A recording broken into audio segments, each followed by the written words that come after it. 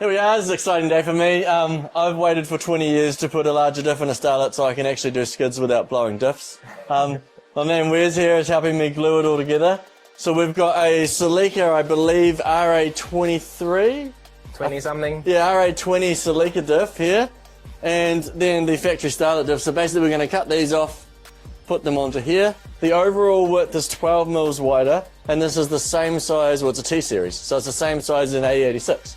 So there's the theory that 86 engine, 86 gearbox, 86 diff, right? Yeah. What could possibly go wrong? Yeah. Easily available LSDs, strong enough really to do what you do with it. Yeah, well that's the thing, it's a street car, right? Yeah. With a bit of tutoring. And yeah, and like if you did put a Hilux diff on it, you'd know that there's a Hilux diff in there. Like they are big and they're heavy, and when you've only got 150 horsepower. Or 100.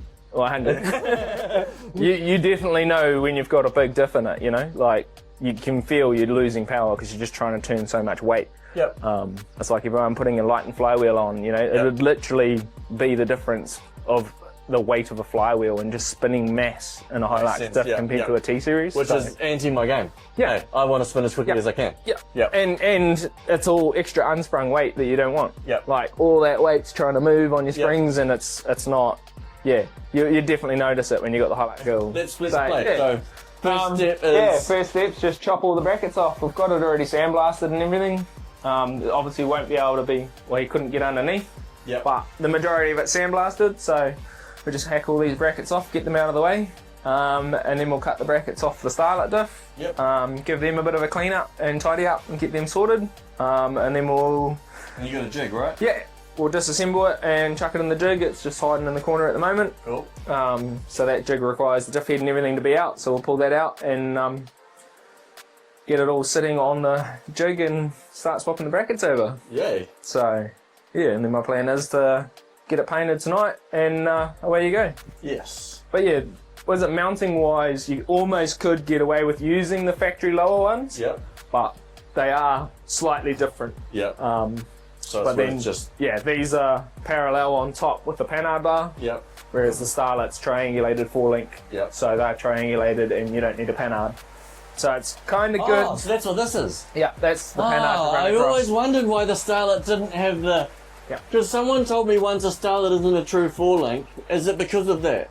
Or are they a 4-link? No, well that becomes a 5-link. Well, that's what I thought. So Someone years ago, and I mean I'm talking when I was a teenager, so fucking 20 years ago, said to me, oh no, Starlet's not a proper 4-link. And I was like, random, because from my knowledge there's 4 links, and I would argue that was what they meant. were they a Holden guy and their arms are all made out of fucking sheet metal or like... Yeah, right, okay. So essentially, yeah, you add a panhard, that becomes a 5-link. Yep. Technically, if you have a Watts linkage in the middle, that's then a 6-link, because it's now got the 2 arms on the back instead of 1. Yep. Have you seen the suspension in Kevin's Hayabusa one?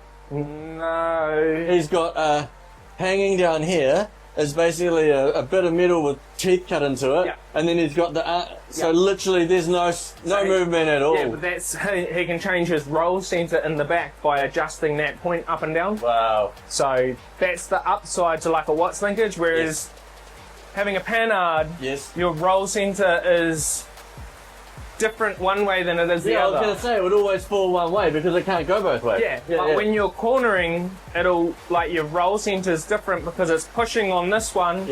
And pulling on that one. And pulling on that, but then when you go the other way, it's doing the opposite. And so, depending on where your suspension is, that changes where your roll center is on the car. And all A6 and everything, if you move that point out to here, it would completely change it again because your arc is smaller. But it's all about having the shock and everything all in there as well. So ideally, if you do it in an A6, you push your shocks further back and then make your panhard longer, or just go Watts link.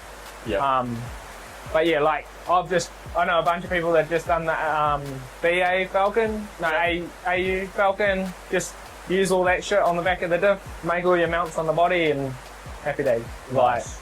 So yeah, I've done all the Watts link in mine, but that's just I piss around with fabricating, so just play with it. You're playing, right? But it changes everything. So triangulated just means you don't need the panhard. You do run into bind issues, like say if you slam a Starlet out, you're just binding like shit. You've probably seen almost every Starlet you've ever seen's got a hole in the tunnel from the diff nose fucking grinding through it and shit. And that's because when you change it and the top arms are shorter, it causes the diff to like rotate back. Yeah, I've noticed that on being under them, you can see it. So that's where we had the discussion about possibly going like adjustable arms and road joints and shit. Your car isn't slammed out, so it doesn't need to be done. And if anything, it'll go higher, not lower. Yeah, and my car's for the forgotten highway. Yeah, and it's a car that will handle well at that height because all the geometry is set up for factory height. You know? So slamming them out, unless you're changing all your geometry, you're not making it any better, and like you'll find it'll skid way better because the diff's like not where it should be. While Wes strips the mounts off, let's explain how we got here. Looking for a diff upgrade for a Starlet, there's many options. In New Zealand, 3 options seem to be the norm as we have the parts available here. G-Series, Hilux, shortened. The strongest of the 3.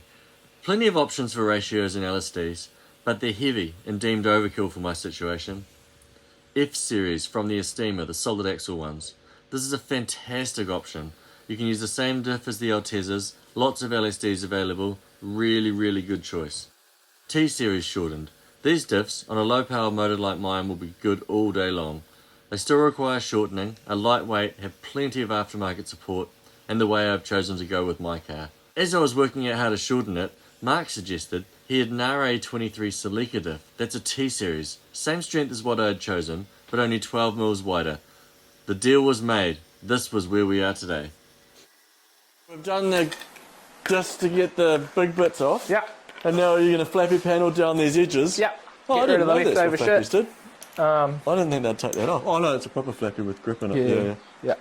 Nice coarse one. Sweet. So we'll knock all the welds down, all that shit off, because it's basically get us back to a clean slate. Yep, to a tube. It's crazy the difference in the welds on this stuff versus the Starlet. As in? How strong they are, like how much meat is in the welds. Yep. Whereas the Starlet one's just tiny little welds. After Wes cut the mounts off the diff, it was time to mount the jig. A jig mimics the pickup points of a car, so as long as you can bolt it up to the jig, it should bolt up to the car. There's a lot more to it than that, and Wes makes it look so simple. Man.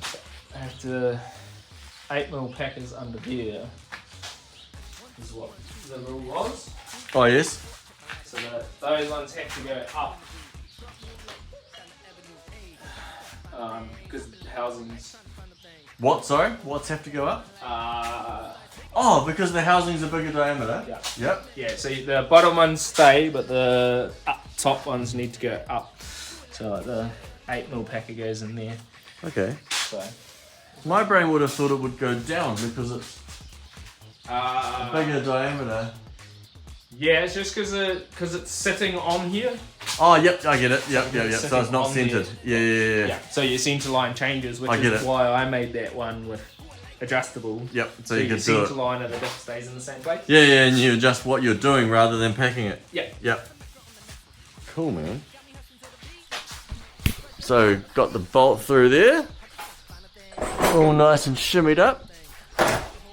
Looking rather grand. It's one of really 6, isn't it? So why are you scribing them? Just to make sure they don't move? Just so I know where to do it, like where to take material off. Yep. And right, that's what you're doing. Just because I'm like working on so many areas at once, it's like I'll just. I know I need to take material off there to be able to get it to go where it needs to go. Yep, it's still going lower.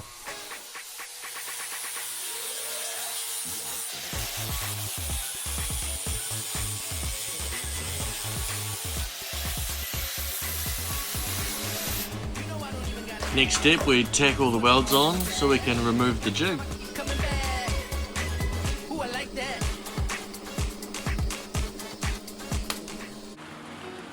And here it is, back home, all welded up beautifully. Look at that. Oh, that's cool. All the mounts in the right place. Got my triangulated forelink. T50 ready to go in. This should just bolt into my old mount. And then I should just need to do the swap on that for the drive shaft. So next video, that and that go in there. Oh, let's go.